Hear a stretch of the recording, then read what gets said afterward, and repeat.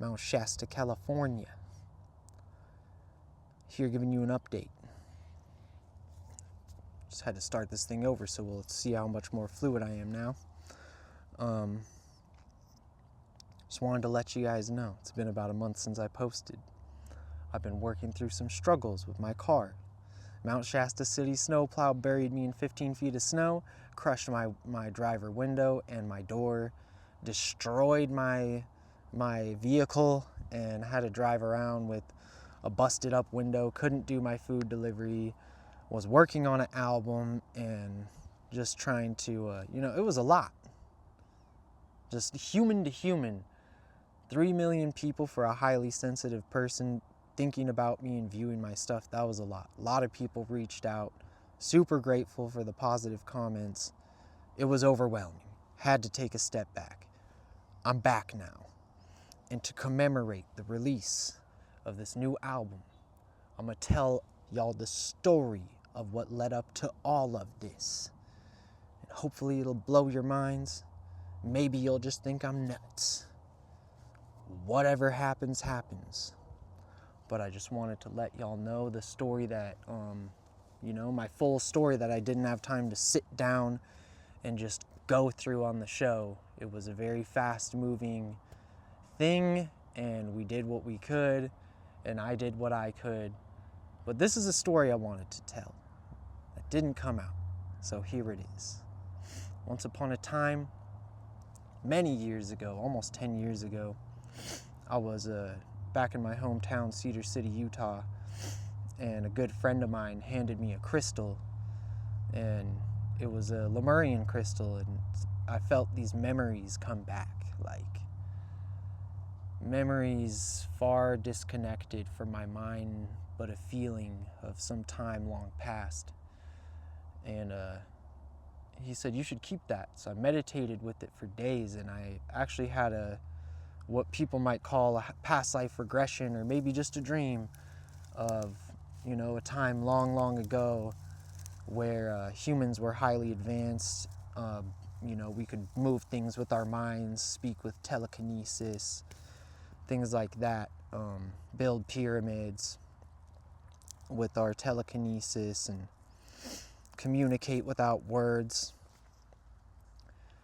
And that kind of led me on a wild goose chase in my mind and on the internet, trying to figure out, what is Lemuria? What is this? And that was when I first started thinking about Mount Shasta. I read some books about how this was connected to, if you want to hear more about that history, it's in the Peter video, if you missed that. But I just developed a fascination with this area, and it wasn't until years later from then, when I was living in South Salt Lake, had to move out of South Salt Lake because of the gang violence and the drugs, and ended up living with my dad, who was also on drugs, because Salt Lake's pretty crazy. A lot of duality, polarity, things like that. But he gave me a camper to live in, and a good friend of mine connected with me out there from my hometown, said, I'll teach you Kung Fu, man, and he knew I had a connection to these fun guys, these mushrooms that I was using to heal my traumas and my history with the church growing up, dealing with all of that. And we were eating mushrooms and learning Kung Fu every day that we would hang out. Almost every other day we would hang out and do this. And we were getting these really weak mushrooms for a long time. Like, I don't know who was growing them, but they just kind of gave you a little buzz, and you had to eat a ton of them to get where you're trying to go. So one day we said, we're sick of knocking at the door. Sick of knocking at the door, we're trying to come in. We're trying to get there. So we got the mushrooms, and they looked a little different, but they were still similar to the other ones. They were some kind of albino.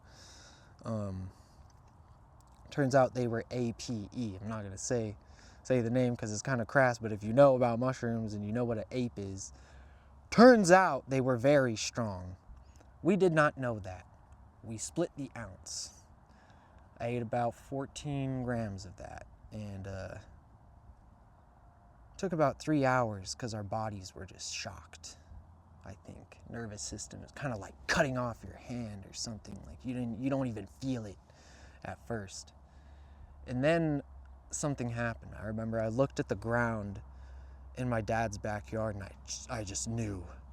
I felt a wave coming, like Terrence McKenna says, 9 miles high and 400 miles across, like just coming down. I looked at the ground and I saw the geometric patterns multiply. I seen the dirt underneath the grass and the rocks underneath the dirt, through the rocks into the core, all the way down to the center of the earth, through the magma and molten lava.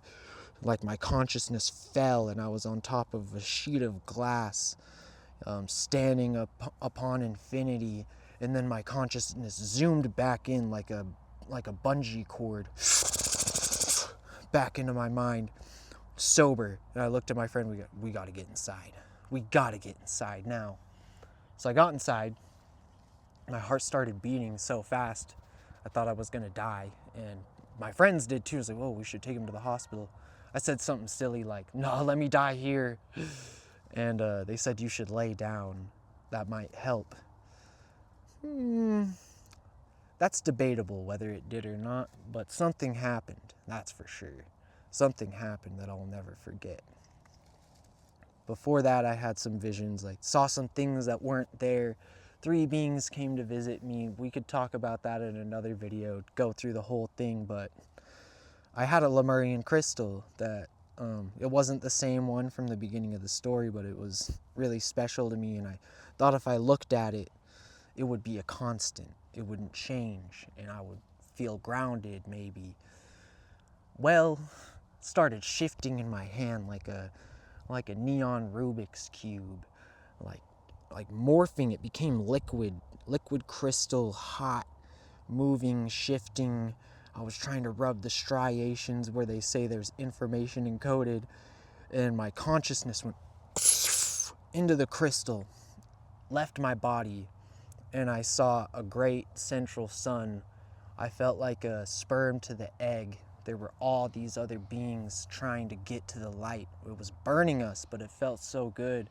We just kept going, and I was the one who made it. I watched them all burn up with the interdimensional cosmic flames of life, and I entered in, blacked out. Don't know what happened, and then suddenly consciousness materialized in pure white light, and there was a mountain. A purple pyramid appeared. There was an ocean in front of it. Must have been some prehistoric period. There were dolphins and dragons and whales, and it was Mount Shasta. And then a being spoke, and it said, "You are a portal keeper. Come." And then I saw these beings that were 8 feet tall, like really big muscles, and not huge, but very well built, toned. But it was like a graph, and a 2-dimensional schematic of this being had a spiral in its forehead. It was so strange. And then I saw a wavelength. They showed me a wavelength. They said, this is the wave of higher human consciousness. This is where we're trying to get you to. A very tight, close waveform. And they said, you're gonna look for another crystal.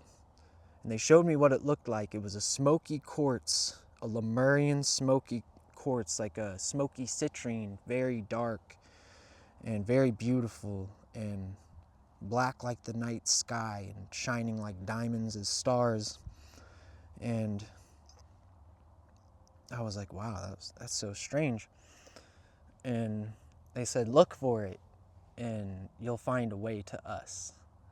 So about a week later, the Sunday drum circle at Liberty Park comes around, where I used to go every Sunday and listen to the drums and collect crystals, because I'm kind of like a weird little fairy collecting shiny things and trinkets. It's one of my things. But I told my partner at the time, I'm looking for this smoky quartz, a smoky Lemurian quartz. I just have a feeling one of these vendors here has it. So I looked all day and nobody had it. And we were about to leave, we sat down. I was kind of like, man, what the fuck? Maybe I'm just going nuts. Like, maybe this isn't real. And then we leave. I was like, here, I really want to look one more time. I look over and my partner is at this newsstand looking at me with her jaw dropped, and the crystal was in her hand, and she knew it was the one I described. That's when I met my brother Omid Nagahi, and he goes, yeah, that's a really nice Lemurian quartz. I just picked it up from this shop near Moab.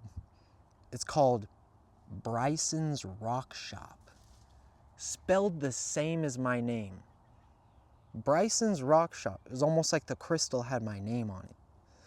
So I actually traded him a bowl of weed and a few bucks for this crystal. I think it was like 10 or 15 bucks. Very nice piece.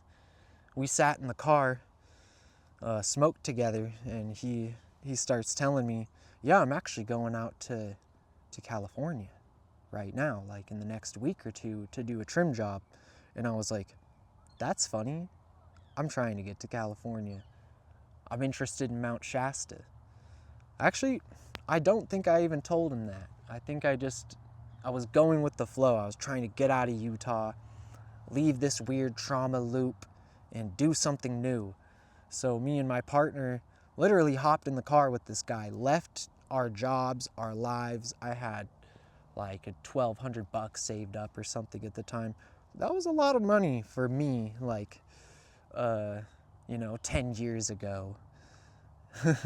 Weird to think about.